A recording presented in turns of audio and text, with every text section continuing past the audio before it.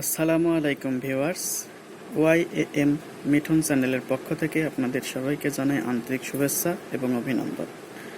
আজকে আপনাদের সামনে নবম দশম শ্রেণীর রসায়ন বইয়ের সপ্তম অধ্যায়ের রাসায়নিক বিক্রিয়া অর্থাৎ জারণ বিজারণ বিক্রিয়া নিয়ে আলোচনা করব। জারণ বিজারণ অর্থাৎ রেডক্স, এখানে জারণ অর্থাৎ অক্সিডেশন এর অক্স, বিজারণ রিডাকশন এর রিড নিয়ে গঠিত জারণ বিজারণ অর্থাৎ রেডক্স।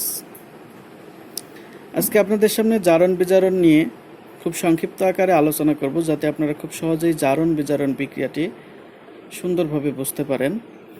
এখানে দেখতে পাচ্ছেন আমি দুটো বিক্রিয়া সাজিয়ে নিয়েছি। আজকে আমার পুরো ভিডিওতে এই দুইটা বিক্রিয়া দিয়ে আপনাদেরকে জারণ বিজারণ বিক্রিয়াগুলো সুন্দরভাবে বুঝিয়ে দেব। জারণ বিজারণের ক্ষেত্রে আগে আমাকে জানতে হবে জারণ কি জিনিস, বিজারণ কি জিনিস। জারণ বিজারণে দুই ধরনের মতামত আছে। একটা হলো সনাতন সংজ্ঞা, আর একটা হলো আধুনিক সংজ্ঞা বা ইলেকট্রনীয় সংজ্ঞা। সনাতন সংজ্ঞা কোনো মৌলের বা যৌগের সাথে যদি অক্সিজেন বা কোনো তড়িৎ ঋণাত্মক মৌল বা মূলক যুক্ত হয় তাহলে সেটা জারণ। কোনো মৌলের সাথে যদি তড়িৎ ঋণাত্মক মৌল বা মূলক যুক্ত হয় তাহলে সেটা জারণ। আর কোনো মৌলের বা যৌগের সাথে যদি তড়িৎ ধনাত্মক মৌল বা মূলক যুক্ত হয় তাহলে সেটা বিজারণ। অর্থাৎ কোনো যৌগের সাথে যদি হাইড্রোজেন যুক্ত হয় তাহলে সেটা বিজারণ, আর যদি কোনো যৌগের সাথে যদি অক্সিজেন যুক্ত হয় তাহলে সেটা জারণ। কোনো যৌগের সাথে যদি হাইড্রোজেন যুক্ত হয় তাহলে সেটা বিজারণ, আর কোনো যৌগের সাথে যদি অক্সিজেন যুক্ত হয় তাহলে সেটা জারণ। আবার কোনো যৌগের সাথে যদি ক্লোরিন যুক্ত হয় তাহলেও সেটা জারণ। এখন ধনাত্মক আর ঋণাত্মক মৌলটা কি? ধনাত্মক মৌল হলো যে ইলেকট্রন দান করে, যে ইলেকট্রন দান করে সে হয় ধনাত্মক, আর যে ইলেকট্রন গ্রহণ করে সে হয় ঋণাত্মক। ইলেকট্রনীয় ধারণা, সেই ইলেকট্রনীয় ধারণা অনুসারে যে ইলেকট্রন বর্জন করবে অর্থাৎ অপসারণ করবে বা ছেড়ে দেবে সে হবে জারণ, আর যে ইলেকট্রন গ্রহণ করবে সে হবে বিজারণ। ইলেকট্রন বর্জন করলে জারণ, ইলেকট্রন গ্রহণ করলে বিজারণ। এখন ইলেকট্রন দাতা এবং গ্রহীতা, যে দিবে সে দাতা, যে গ্রহণ করবে সে গ্রহীতা। তাহলে দাতা এবং গ্রহীতা, দাতা দিবে, গ্রহীতা গ্রহণ করবে। দাতা দিলেই তবে গ্রহীতা গ্রহণ করবে। তাহলে দাতা এবং গ্রহীতা অর্থাৎ জারণ এবং বিজারণ একই সাথে ঘটে। অর্থাৎ দাতা দিবে এবং সঙ্গে সঙ্গে ইলেকট্রন গ্রহণ করবে, গ্রহীতা গ্রহণ করবে। তাহলে দাতা এবং গ্রহীতার কাজটা একই সঙ্গে শেষ হবে, অর্থাৎ জারণ বিজারণ একই সাথে ঘটবে। অর্থাৎ এই জন্য আমরা বলতে পারি জারণ বিজারণ বিক্রিয়াটা যুগপৎ ঘটে। এখন আসেন যে জারণ বিজারণ বিক্রিয়া করতে গেলে আমাদের জানতে হবে জারণ মান সম্পর্কে। জারণ মান সম্পর্কে তোমাদের পাঠ্য বইয়ের 91 পৃষ্ঠায় একটা ছক দেওয়া আছে, এখানে জারণ সংখ্যা দেওয়া আছে, তোমরা এখান থেকে জারণ সংখ্যা দেখে নিতে পারবা। অর্থাৎ এখানে জারণ সংখ্যাটা এভাবে দেওয়া আছে, যে ইলেকট্রন বর্জন করে সে ধনাত্মক আয়নে পরিণত হয়, আর যে ইলেকট্রন গ্রহণ করে সে ঋণাত্মক আয়নে পরিণত হয়। অর্থাৎ যে ধনাত্মক আয়নে পরিণত হয় এবং ঋণাত্মক আয়নে পরিণত হওয়াটাই হলো জারণ সংখ্যা। যেমন সোডিয়াম প্লাস, অর্থাৎ সোডিয়াম একটা ইলেকট্রন ত্যাগ করেছে অর্থাৎ ছেড়ে দিয়েছে, তাহলে +1, এখানে সোডিয়ামের জারণ মান +1। তারপরে অক্সিজেন দুইটা ইলেকট্রন গ্রহণ করতে পারে অর্থাৎ -2, এখানে অক্সিজেনের জারণ মান -2। তারপরে পটাশিয়াম +1, এর জারণ মান +2। তারপরে ম্যাগনেসিয়াম +2, তাহলে ক্লোরিন একটা ইলেকট্রন গ্রহণ করতে পারে, অর্থাৎ এর -1 হলো জারণ মান। এখন জারণ সংখ্যার মান যদি বেড়ে যায়, জারণ সংখ্যার মান বেড়ে যাওয়াকে বলা হয় জারণ, আর জারণ সংখ্যার মান যদি কমে যায় তাহলে হয় বিজারণ। আবার বলছি যে জারণ সংখ্যার মান বেড়ে গেলে হয় জারণ, আর জারণ সংখ্যার মান যদি কমে যায় তাহলে হয় বিজারণ। এখন জারণ বিজারণ বিক্রিয়া সমাধান করতে গেলে আমাদের আরো দুইটা জিনিস জানতে হবে। সেটা একটা হলো জারক এবং আরেকটা হলো বিজারক। জারক হলো যে ইলেকট্রন নেয়, মৌল বা মূলকের ক্ষেত্রে যে ইলেকট্রন নেয় বা গ্রহণ করে সে হয় জারক, এবং যে ইলেকট্রন ছেড়ে দেয় বা বর্জন করে সে হয় বিজারক। এখানে আপনারা উল্টাপাল্টা করে ফেলতে পারো তোমরা, তাই তোমাদেরকে বলা হচ্ছে ভালো করে এটা বুঝে নাও। জারক আর বিজারক, জারণ আর বিজারণের সংজ্ঞাটা হলো বিজারক যে ইলেকট্রন ছেড়ে দেয় সে হলো বিজারক, আর যে ইলেকট্রন গ্রহণ করে বা নেয় সে হয় জারক। আর জারণ প্রক্রিয়ায় ইলেকট্রন বর্জন হয়, আর বিজারণ প্রক্রিয়ায় ইলেকট্রন গ্রহণ হয়। আরেকটা জিনিস, বিজারক জারিত হয় অপরকে বিজারিত করে, জারক নিজে বিজারিত হয় অপরকে জারিত করে। এই দুটা লাইন ভালো করে মনে রাখবা যে বিজারক জারিত হয় অপরকে বিজারিত করে, আর জারক নিজে বিজারিত হয় অপরকে জারিত করে। তাহলে আসো এখানে আমরা বিক্রিয়া থেকে কোনটা জারণ এবং কোনটা বিজারণ বিক্রিয়া কিভাবে ঘটে সেটা আমরা দেখে নিই। এখানে দেখো কপার, এখানে কপারের যোজনী +2, অক্সিজেন -2। কেন? কারণ টোটাল যে যৌগের জারণ মান এটার যোগফল 0 হতে হবে, অর্থাৎ এখানে কপার +2 আর অক্সিজেন -2, কপার +2 অক্সিজেন -2, দুটো কাটাকাটি গেলে মান হয়ে গেল 0, মান হয়ে গেল 0। এবং এখানে হাইড্রোজেন 0, 0 কেন? কারণ মৌল যখন একা থাকে তখন জারণ মান 0 হয়। তাহলে এখানে কপার 0, তারপরে আবার এখানে দেখো অক্সিজেন -2, আর আমরা জানি হাইড্রোজেন +1, যেহেতু এখানে দুইটা হাইড্রোজেন আছে অতএব এখানেও +2। এখন দেখো এখানে যখন বিক্রিয়াটা ঘটবে, এখানে কপার অক্সাইড ছিল আর হাইড্রোজেন ছিল, অর্থাৎ এই কিউপ্রিক অক্সাইড থেকে যখন অক্সিজেন অপসারণ হবে, অক্সিজেনটা অপসারণ হয়ে হাইড্রোজেনের সাথে যুক্ত হয়ে পানি উৎপন্ন করেছে এবং এটা কপার হয়েছে। তাহলে এখানে বিক্রিয়াটি ঘটেছে, এখানে কপারের যোজনী ছিল +2, এখানে 0 হয়ে গেছে। তাহলে অবশ্যই এটা ঘটেছে বিজারণ। কিভাবে বুঝলাম যে বিজারণ হয়েছে? কারণ আমি আগেই বলেছি যে জারণ সংখ্যার মান বেড়ে গেলে হয় জারণ, আর জারণ সংখ্যার মান কমে গেলে হয় বিজারণ। তাহলে এখানে কপার +2 ছিল, এখানে কপার 0 হয়ে গেছে, অবশ্যই জারণ মান কমে গেছে, তাহলে এটা হবে বিজারণ। কথাগুলো আপনারা খাতায় নোট করে নিতে পারেন যাতে আপনাদের বুঝতে সুবিধা হয়। এখানে হাইড্রোজেন, এখানে হাইড্রোজেন 0, এখানে হয়ে গেছে +2, অবশ্যই এখানে 0 ছিল, এখানে +2 হয়ে গেছে, অর্থাৎ এখানে কম ছিল, এখানে বেড়ে গেছে। তাহলে আমরা জানি জারণ মান বেড়ে যাওয়া মানে বিক্রিয়াটি হয় হলো জারণ।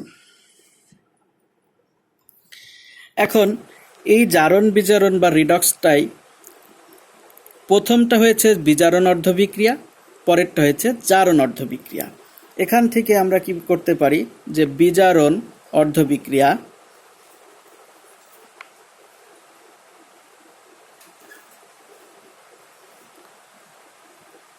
জারণ বিজারণ বিক্রিয়া একসাথে ঘটে, কখনো জারণ বিক্রিয়া হয় না বা বিজারণ বিক্রিয়া হয় না, জারণ বিজারণ একসাথে হয়।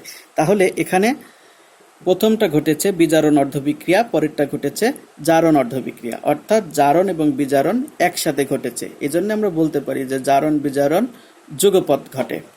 তাহলে এখানে বিজারণ অর্ধবিক্রিয়ার ক্ষেত্রে আমরা কি করতে পারি যে কিউপ্রিক অক্সাইড অর্থাৎ দুইটা ইলেকট্রন সে কি করেছে, গ্রহণ করে সে কি হয়েছে, কপার প্লাস 2- এবং জারণ অর্ধবিক্রিয়ার ক্ষেত্রে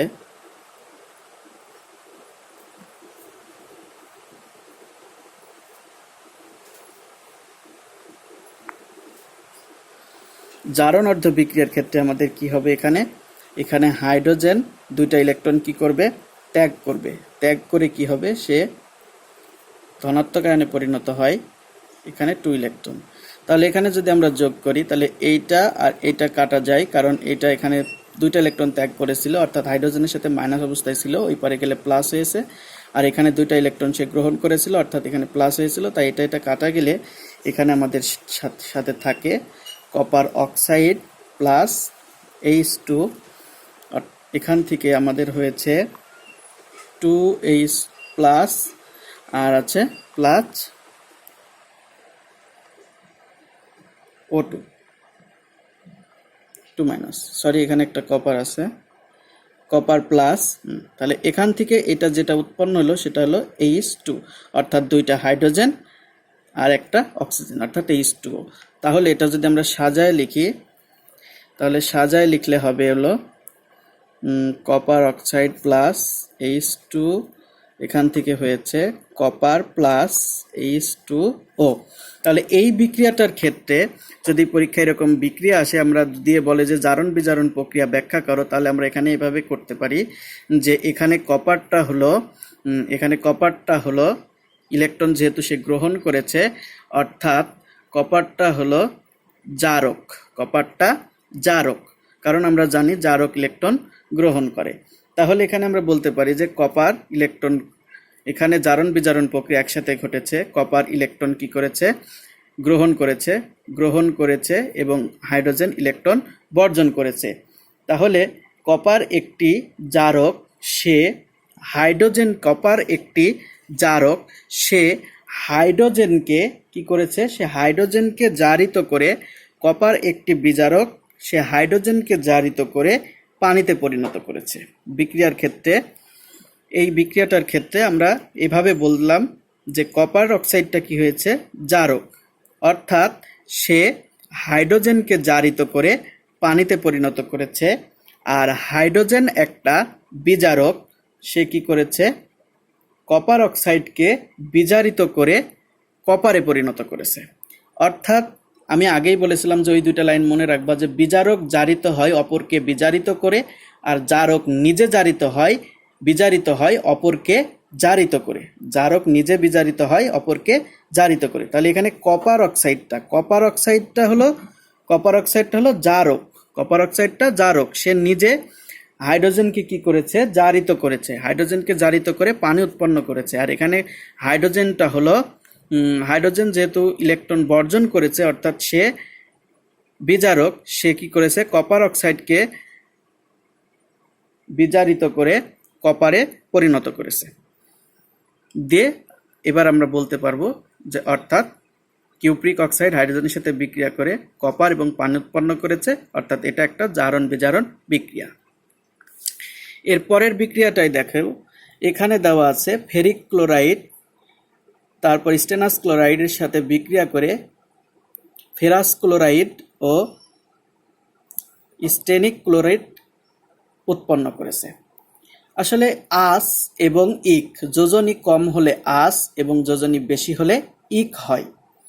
যোজনী কম হলে আঁশ, বেশি হলে ইক। আমরা জানি যে আমরা যোজনীর অধ্যায়ে পড়েছি যে যোজনী 4 প্রকার হয় সাধারণত। একটা হলো সুপ্ত যোজনী, আরেকটা হলো সক্রিয় যোজনী, পরিবর্তনশীল যোজনী আর সর্বোচ্চ যোজনী। এই 4টা যোজনীর ভিতরে একটা হলো পরিবর্তনশীল যোজনী। আর পরিবর্তনশীল যোজনী কোনগুলো, যেগুলো একাধিক ধরনের যোজনী বিদ্যমান থাকে, সেগুলো হলো পরিবর্তনশীল যোজনী। তাহলে এখানে এই আয়রনের যোজনী আছে 2 আর 3 আয়রনের যোজনী, তাহলে আয়রন একটা পরিবর্তনশীল যোজনী। এখানে আমরা কি করছি, এখানে যেহেতু 3 ব্যবহৃত হয়েছে তাই এটা ফেরিক ক্লোরাইড, আর এখানে 2 ব্যবহৃত হয়েছে তাই এটা ফেরাস ক্লোরাইড। অর্থাৎ এখানে বেশি ব্যবহার হয়েছে তাই ইক, এখানে কম ব্যবহার হয়েছে তাই আঁশ। এই জন্য আমরা বলছিলাম যে বেশি যোজনী ব্যবহার হলে হয় ইক, আর কম যোজনী ব্যবহার হলে হয় আস। তাহলে এই বিক্রিয়াটার ক্ষেত্রে আমরা এখানে দেখতে পাচ্ছি যে আয়রন +3 আর ক্লোরিনের একটা হয় -1, যেহেতু এখানে 3টা ক্লোরিন আছে হবে -3, আর এখানে টিনের যোজনী হলো +2 এখানে টিনের যোজনী, আর ক্লোরিনের -1, যেহেতু এখানে 2টা ক্লোরিন আছে তাহলে এখানে হবে -2। এখানে আয়রনের যোজনী হয়েছে +2, এখানে 2টা ক্লোরিন আছে তাই -2, এখানে টিনের যোজনী হয়েছে 4, এটা হলো +4, আর এটা 4টা ক্লোরিনের জন্য -4। তাহলে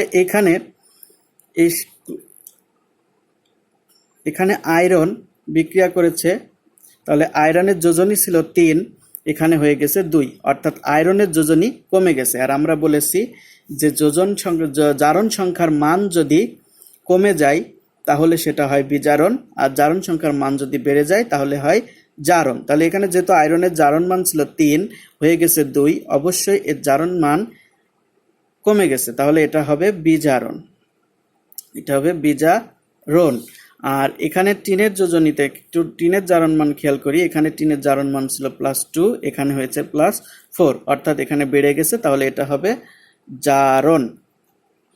তাহলে জারণ বিজারণ বিক্রিয়ার ক্ষেত্রে আমরা বুঝতে পারতেছি যে ইলেকট্রন বর্জন করলে হয় জারণ, ইলেকট্রন গ্রহণ করলে হয় বিজারণ, আবার জারণ সংখ্যার মান যদি বেড়ে যায় তাহলে হয় জারণ, জারণ সংখ্যার মান যদি কমে যায় তাহলে হয় বিজারণ। তাহলে এখানে SN2+ কি হয়েছে? HN2+ এর ক্ষেত্রে তার জারণ মান বেড়ে গেছে, তাহলে আমরা এখানে লিখতে পারি যে HN ছিল কত +2, এখান থেকে সে হয়েছে SN4+, অর্থাৎ সে 2টা ইলেকট্রন কি করেছে? বর্জন করেছে। আর বর্জন করা মানেই আমরা জানি জারণ হয়, অর্থাৎ জারণ। এবং এক্ষেত্রে আয়রন কি করেছে? আয়রন যদি 3টা ইলেকট্রন ত্যাগ করে, অর্থাৎ আয়রনের যোজনী ছিল 2 আর 3, সেখানে যদি 3টা ইলেকট্রন গ্রহণ করে তাহলে হয় 2 ইলেকট্রন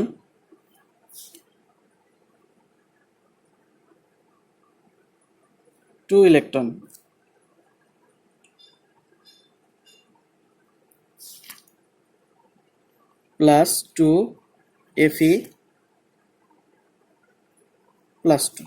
অর্থাৎ এখানে হয়েছে বিজারণ। তাহলে এখানে কি হয়? এটা আর এটা কাটা গেলে এখানে থাকে হলো SN2+ থাকে,